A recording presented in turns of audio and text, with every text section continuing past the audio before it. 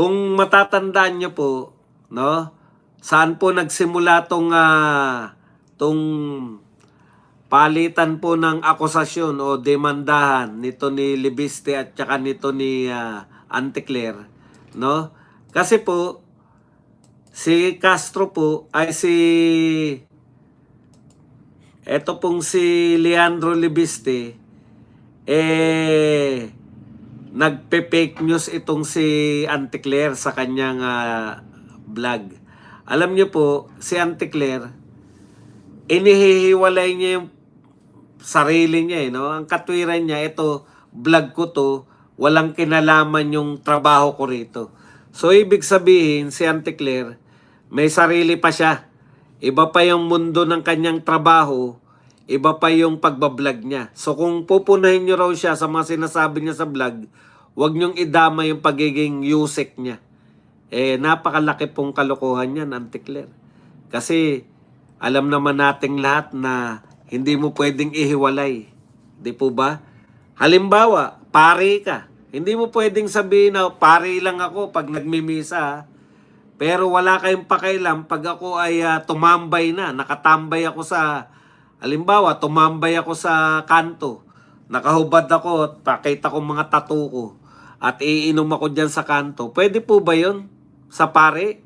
Ganun din po sa teacher, no? Pwede po ba sabihin ng teacher, wala na po, tapos na po yung pagiging teacher ko. Wala na kayong pakialam kung makita nyo ako na umiinom dito sa beer house.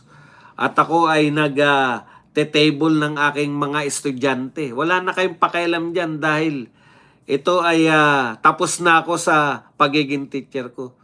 Hindi po, no, Anticler. Hindi mo pwedeng ihiwalay yung pagiging vlogger mo at pagiging nagre-represent ka sa Malacanang. Ha? Hindi mo po pwedeng sabihin. Ha?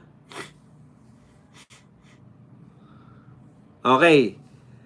So ngayon po, dalawa na po. Bumawi po si Anticler. Dahil kung matatandaan po natin, si Anticler po ay dinimanda ni Libiste. Ayan. Teka, ano ba yung dahilan kung bakit siya dinimanda? Ito po, si Libiste po filed a civil libel complaint against Castro before the Balayan Regional Trial Court in Batangas for her alleged libelous statements regarding the real estate of solar energy firm. Ayan.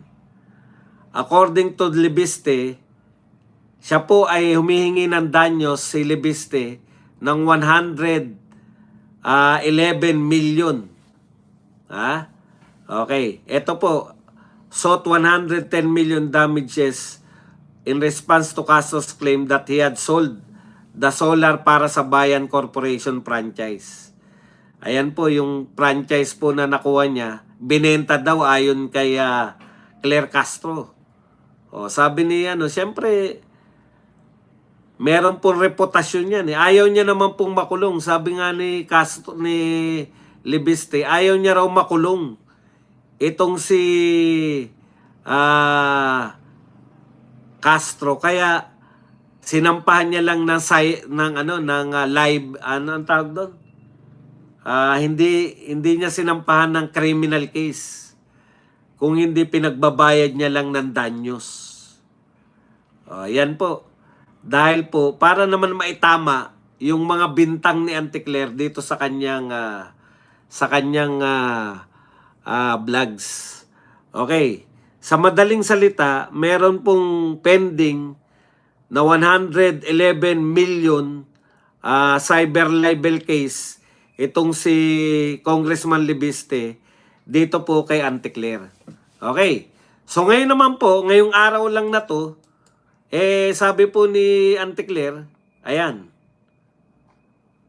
sinampahan niya po ng kaso itong si Libiste naman.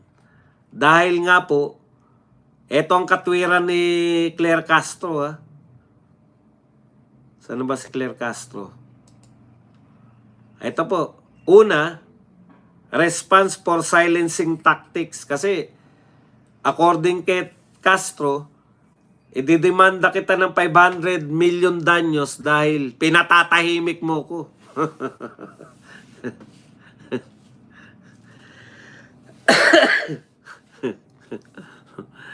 Napatahimik ka ba ni Libiste, Castro? Yung mga Duterte nga, hindi ka mapatahimik eh.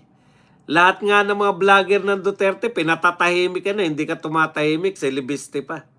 Kaya kalokohan tong sinasabi mo eh. Yan, silencing tactics.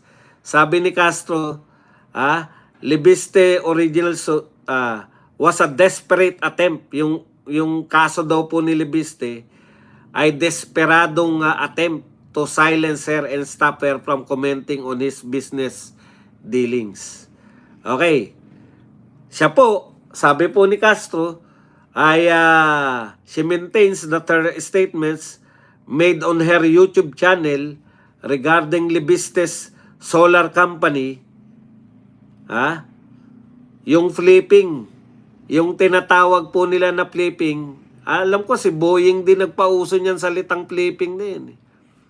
Na nung nabigyan daw ng franchise itong si Libiste, binenta niya lang para pagkitaan. Okay.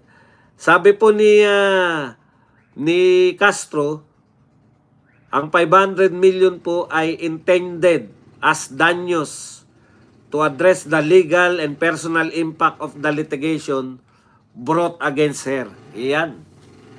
So, syempre, si Libiste po, dahil bata pa po yan, ang bilis pong sumagot ni Libiste. Tungkol po dyan, no? Okay. Sabi po ni Libiste, ito po ang kanyang kasagutan. Humihingi si Yusek Claire Castro na bayaran ko siya dahil sa sleepless nights and anxiety na dulot umano ng kasong isinampa ko laban sa kanya. Wala akong obligasyong bayaran siya. Pero kung kailangan niya magpagamot ngayon, bukal sa loob kong sagutin ang kanyang gastusin sa ospital. Yun naman pala, Ante Claire eh. Very willing po si Libiste na sagutin yung pampa-hospital mo. Dadaling ka raw niya sa mental hospital. Sagot na niya lahat. Payag ka ba, Ante Claire? Dadaling ka raw ngayon sa ospital. Sagot ni Libiste lahat.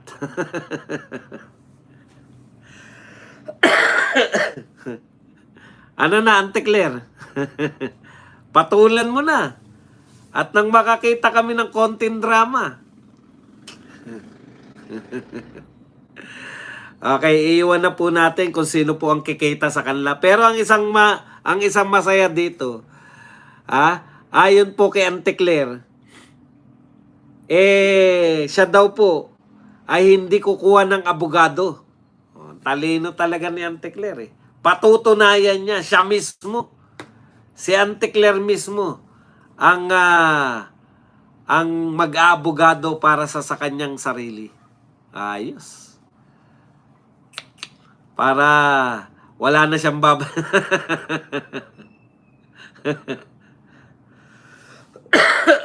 wala na siyang babayarang porsyento ba yan? Basta ganyang kalalaki. Hindi ko alam eh.